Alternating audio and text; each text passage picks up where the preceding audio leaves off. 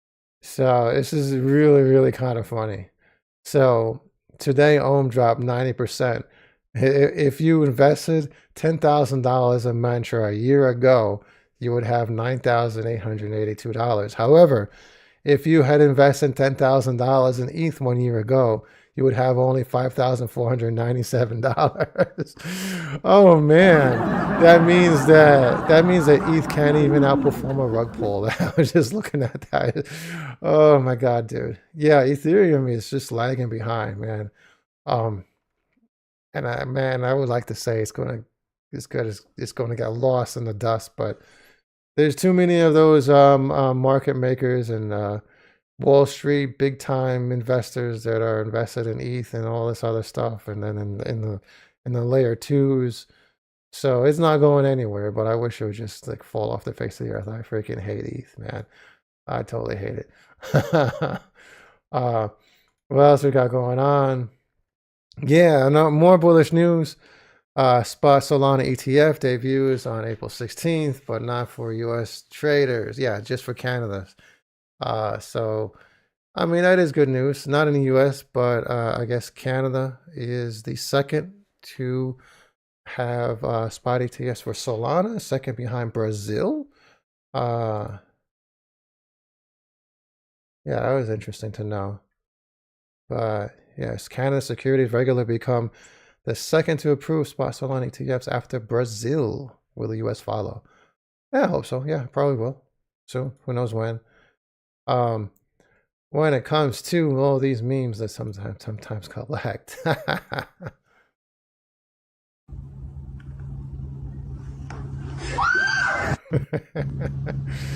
Yeah. How market price relation curves. That is interesting. I really wonder how they do that. Yeah. Like, I guess the person knows how to bend his back really good. If you're a trader, you're already a millionaire. It's just a matter of time. That is like an awesome desk right there. Totally awesome, right?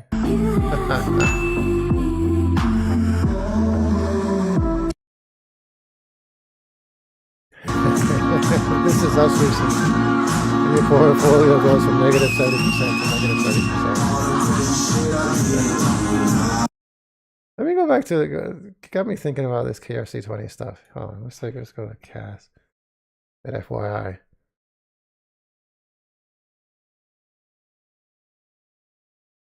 Really long. I saw you comment on my video that was it yesterday or something like that about Dog and Me. I don't think Dog and Me is too bad. There was somebody else replied too, I think. Said that I don't know what he said, but yeah. I think Dog and Me is a pretty good play. Yeah, I mean, look at this. So let's say Nacho only does 10x from where it is today. With the market being down only at 13 million.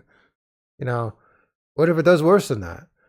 What if Kango can't even get past 70 or 80 million? That's the scary part. That's why I say don't put all your money into these KRC20 tokens. I think it's actually less risky to put money into Dog and Me than KRC20 tokens. I mean, yeah, I am a Kaspa maxi, and I love these KRC20 tokens, but yeah, there's risk. There's risk involved. Probably some of them are going to pump really good, or they're going to get some 500x's, but I don't know. You never know. But it's all a matter of risk. So you can get many more x's out of these if they pump hard, do 500,000 x's, of course. Something like Dog and Me on base is not going to get that many multipliers, but I think it's just less risky because it's already got Coinbase and it didn't go through a run-up yet, right? Dog and Me just got listed on Coinbase a couple of weeks ago, with all this red in the market. So it never experienced its first run-up. So it'll have its day. And whenever that is, it'll be like, it'll be soon, hopefully. Money supply is pumping. Hopefully we're going to see some good pumps in the next month or two or so. And, I grab a small bag of Dog and Me. What else going on? Yeah.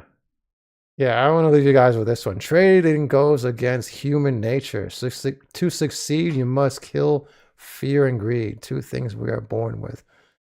Yeah, this is like simple yet awe-inspiring right here. Yeah, it is totally true. Um, you get so many people that yeah, you get so many people that do the opposite of what you should. You get people that they buy at the top when it's pumping, and then they sell at the very bottom, when it's dumping. Uh, which you're supposed to sell on your way up to the top, and then DCA your way in, buy on your way as it's going down. Buy those red candles and sell on those green candles. And it's really weird. I don't know why so many people are like that. It's just the majority of people, right? I mean, you can say like it's more than 50% of people. Like I guess you say that 90% of the people are like that, and then what happens is that they end up buying from the rest of us, the 10%, right? They're buying from those people who are selling, because they're buying at the top and we're selling at the top. So, but yeah, this goes to show it just goes against human nature. So it's pretty cool. Dog at me, right? Yeah, yeah, yeah. I was just saying, you just bought some mantra at 60 cents, and it's already at 80 cents right now, right? Yeah, I mean, I'm staying away from it, but yeah, it already pumped. You already got, what was it, 30% pump? Um, yeah, because the founders are saying that it wasn't them, that they didn't rug pull. It happened to be just an investor that had $227 million that just dumped everything at once. Now, the interesting part, let's go to this chart and go to the market cap. So we have, no, this is the day. Let's go. We have, what was it, like 8 billion market cap. So if 8 billion, if somebody sold 227 million, that caused the market cap to be maintained at around, let's say, like 5-6 billion. It goes to show how the multipliers work between buys and sells. Like I've had these concerns with all these rug pulls with Solana and people just getting scared of meme coins, and I'm like, if just 5% of buyers don't want to buy meme coins anymore because all of this bad news has been happening, like the Javier Milei token, especially that one, and they're coming out that there's these group of investors that create rug pulls and make like $100 million a pop and so on. So you might get like 5 or 10 people that will no longer invest in meme coins, and that hurts the entire market, not by 5 or 10%. Like, for example, let's say without all that bad rap and all that stuff that's happening, let's say the Turbo would have achieved an 80 billion market cap, right?